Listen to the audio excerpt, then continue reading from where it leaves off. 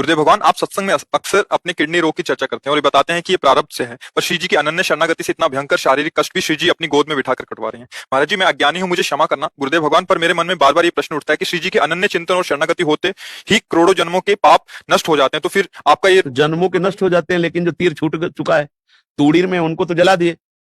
जो तूड़ीर में उनको जला दिए, जो चढ़ा रहे हैं उसको उतार लिया, लेकिन जो छूट चुका है ले। हाँ, तो क्या हुआ कि जब हम इस शरीर में आने की प्रणाली, तो अनंत जन्मों के कर्मों से इस शरीर का पहले रचनात्मक भाव आया, उसी समय प्रारब्ध की रचना हो गई। अब ये जन्म लेते ही भगवान के मार्ग में चला, तो जो तूड़ीर में रखे हुए बाण थे वो भस्म हो गए। आगे हम वो बाण चलाएंगे ही नहीं, आगे क्रीमाण ऐसे करेंगे ही नहीं कि दुर्गति हो, क्योंकि बाबा जी भगवान के मार्ग के प्रतीक है। लेकिन जब शरीर रचा गया था, उस समय जो दुर्गति निकाली गई थी वो इसमें विराजमान है। अच्छा, अब इसको भोग करके काट लें या हम अपने भजन से मिटा दें।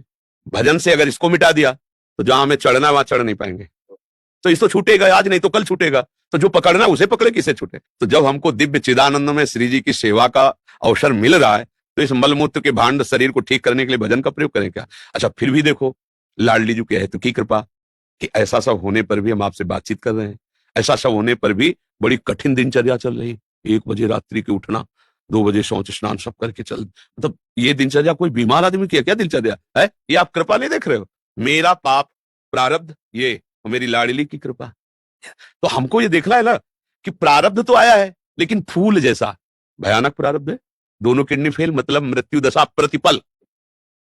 लेकिन आपको लग रहा है, सही बताओ, अगर किसी को बाहरी आदमी बुलाया जाए कि इनमें से छठों किडनी किसकी फेल है, हमारी तो देखेगा हाँ, वो तुम्हारी तरफ देखेगा कि इनमें से कौन किडनी फेल है। ये लाडली की कृपा नहीं दिखाई दे रही। अच्छा, ये तो बाहरी बात है। आंतरिक अगर हम उस रोग में होते तो आपसे कैसे बात करते। हाँ, क्या बोल रहे हो, ऐसे बोल रहे हैं। दाड़ कर सत्संग में सब अपनी दिनचर्या श्री जी को देखो, फिर तुमसे बातचीत कर रहे हैं, मतलब कहीं है किडनी रोग, कहीं नहीं। तो बेचारा अपना एक कोने में पड़ा, वो भी सोच रहा है कि बुरी जगह आ गए मतलब वो भी बेचारा सोच रहा है कि गलत जगह हमने अटैक किया, हाँ हमारा यहाँ कोई स्वागत सम्मान नहीं। ये लाडली जी की कृपा है, इस पर ध्यान ही नहीं देना है। अच्छा, हम कभी जैसे किसी को ये बात कहते हैं ना, तो इस बात से कहते हैं कि देखो तुम निराश मत हो, हम केवल तुमको बातें ही नहीं कह रहे, वो हमारा जीवन है। हाँ, हम खुद अच्छा, ऐसा नहीं कि कष्ट नहीं होता, कष्ट होता है। डायलिसिस में कष्ट, फिर इसके बाद कई घंटे परेशानियां, बहुत सी परेशानियां होती, पर हम आपको सही कहते हैं, वो सब परेशानियां ऐसे फूल जैसी खत्म हो जाती है। श्री जी की मुस्कुराहट, श्री जी का कृपा प्रसाद।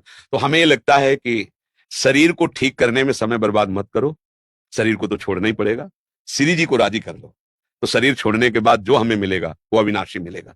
फिर वो विनाश वाला खेल नहीं है, इसलिए इस पर ज्यादा ध्यान नहीं देना। अच्छा, जब तक श्री जी को चलाना है तो ऐसे ही चलाना है, और नहीं चलाना है तो स्वस्थ किडनी वाले चटनी हो जाते हैं। एक्सीडेंट हुआ, बोले हाथ उधर गया, पैर उधर गया, किडनी वो फटी पड़ी है, किसका देखो ना।